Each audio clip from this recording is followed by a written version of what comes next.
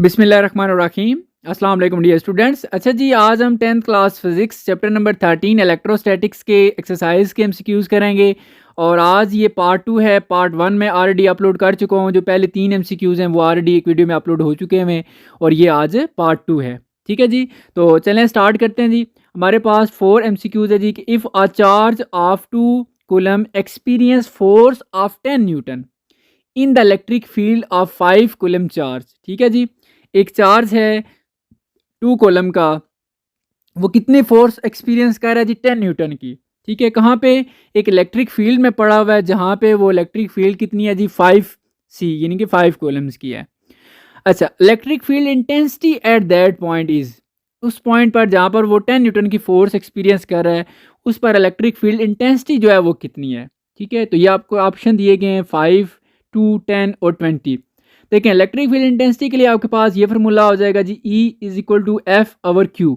यहाँ पर जो Q है ना, ये चार्ज वो चार्ज है जो टेस्ट चार्ज है जिसके ऊपर जो फोर्स एक्सपीरियंस कर रहा है वो 2 कॉलम वाला है। ठीक है, तो यहाँ पर आप देख सकते हैं जी फोर्स आपको 10 न्यूटन की गिवन है और जो टेस्ट चार्ज है यानी कि जो फोर्स ये एक्सपीरियंस कर रहा था वो 2 कूलम्स वाला है। तो यहाँ पर आप 2 का टेबल 5 10 पे 5 टाइम्स जा रहा है, तो ये 5 और न्यूटन कूलम्स, इसको अपना 5 न्यूटन और जो नीचे सी है ये ऊपर जब जाएगा तो सी की पावर -1 5 न्यूटन पर कूलम्स। तो यहाँ पर आप देख सकते हैं जी करेक्ट ऑप्शन आपका ए है जो कि 5 न्यूटन पर कूलम्स है। ठीक हो गया जी। चलें, अब हमारे पास नेक्स्ट एमसीक्यूज है जी 5। अच्छा, if the potential difference between plates of capacitors is reduce to half then capacitance of the capacitor becomes. ठीक है, अगर आप पोटेंशियल डिफरेंस को रिड्यूस कर देते हैं, जो प्लेट्स के दरमियान है हाफ कर देते हैं, तो कैपेसिटेंस ऑफ कैपेसिटर पे वो कितनी हो जाएगी? हाफ, डबल या 1/4 या रिमेन सेम। तो यहाँ पर सिंपल सी बात है जी कि जो कैपेसिटेंस है उस कैपेसिटर की वो पोटेंशियल डिफरेंस पे जो है वो डिपेंड नहीं कर रही। ठीक है, तो ना ही वो चार्ज पे डिपेंड कर रही होती है। तो यहाँ पर हमारे पास जो करेक्ट ऑप्शन है वो रिमेन्स सेम रहेगा। ठीक है जी। अच्छा जी, नेक्स्ट एमसीक्यूज है जी, सारे छोटे छोटे इजी हैं और ये फैक्ट हैं, कोई इतना इसमें कंसेप्ट नहीं है जो अभी पढ़ रहे हैं। अभी फेरेड यानी कि F is the unit of, ये बहुत इजी है। फेरेड देखें जो है ना वो कैपेसिटेंस का यूनिट होता है। सो हमारे पास यहाँ पर करेक्ट ऑप्शन जो है वो सी है, कैपेसिटेंस। ठीक है जी, ये बहुत इजी है, फैक्ट टाइप है, कोई इसमें कंसेप्ट नहीं है।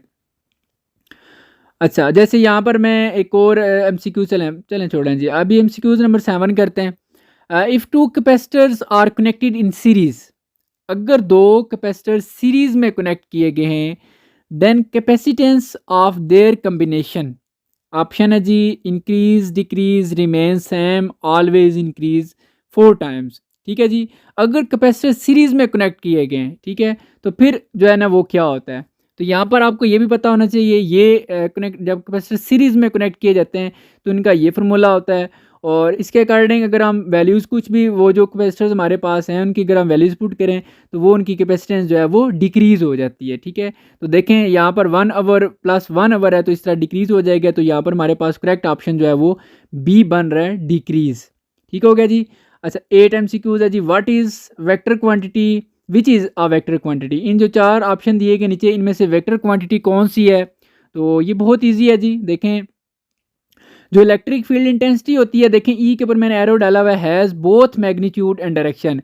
देखिए, वेक्टर क्वांटिटी वो क्वांटिटी होती है जिसमें मैग्नीट्यूड भी होता है और डायरेक्शन भी होती है। ठीक है, तो यहाँ पर हमारे पास इलेक्ट्रिक फील्ड इंटेंसिटी जो है इसकी डायरेक्शन भी होती है और मैग्नीट्यूड भी होता है। सो हमारे पास ये एक वेक्टर क्वांटिटी होगी। देखें, मैंने ई के ऊपर हम एरो का साइन, एरो का सिंबल भी रिप्रेजेंट कर रहा था कि ये एक वेक्टर क्वांटिटी है। सो यहाँ पर हमारे पास करेक्ट ऑप्शन जो है वो ए है, इलेक्ट्रिक फील्ड इंटेंसिटी। नेक्स्ट हमारे पास एमसीक्यूज है जी 9। If a capacitor stores charge of 10 Coulomb's when potential difference of 5 volt is applied, what will be charge on capacitor if 20 volt are applied on it।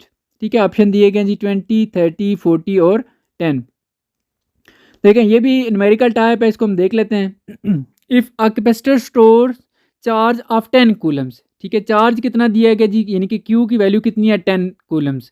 When potential difference of 5 volt, तो we यानी कि potential difference ये कितना है जी 5 volt है। तो यहाँ से हम ना कैपेसिटेंस इसकी फाइंड कर लेंगे कि इसके अकॉर्डिंग वो कितनी जो है ना वो चार्ज जो है वो स्टोर कर रहा है। तो सी फाइंड करना है तो हमारे पास ये फार्मूला है जी, Q is equal to C V. तो यहाँ से हमने सी फाइंड करना है तो वी क्यू के साथ डिवाइड हो जाएगा। तो इस तरह हमारे पास क्यू हमारे पास 10 है और वी हमारे पास 5 है, तो 10 डिवाइडेड बाई 5 ये हमारे पास 2 आ जाएगा। ठीक हो गया जी, 2 कोलम्स 2 फैरेड, ठीक है, कैपेसिटेंस का यूनिट है। अब इसी तरह देखें व्हाट विल बी चार्ज। अब हमने सेकंड में चार्ज फाइंड करना है, क्यों के आगे देखें मैंने क्वेश्चन मार्क डाल दी है। और on capacitor of 20 volts, voltage या पोटेंशियल डिफरेंस कितना है जी, वो इसका 20 वोल्ट है। आर अप्लाइड ऑन इट, यहाँ पर जो सी की वैल्यू जो है वो ऑलरेडी ये जो हमने फाइंड आउट की है यही यूज़ होगी। तो अब अगेन आप फार्मूला यूज़ करें, Q is equal to C we.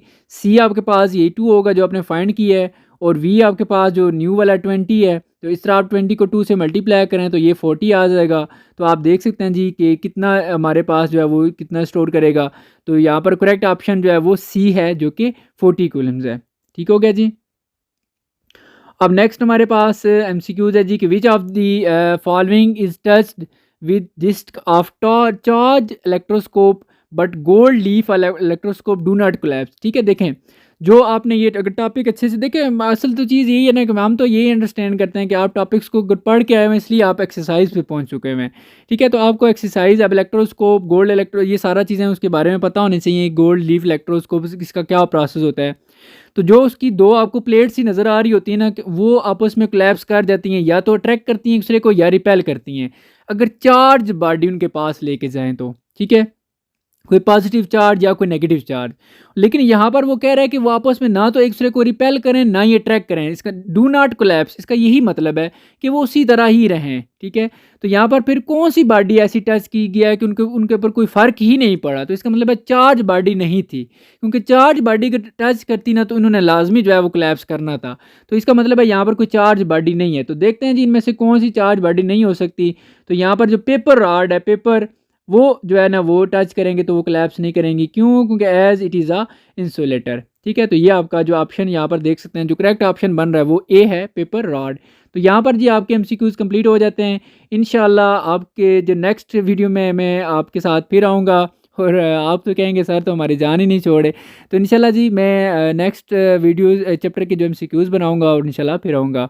तब तक अपना बहुत सारा ख्याल रखिएगा, और अगर चैनल को सब्सक्राइब नहीं किया हुआ तो सब्सक्राइब भी करके फजल एकेडमी का हिस्सा भी बने। चलें जी, अपना बहुत सारा ख्याल रखिएगा। अल्लाह हाफिज़।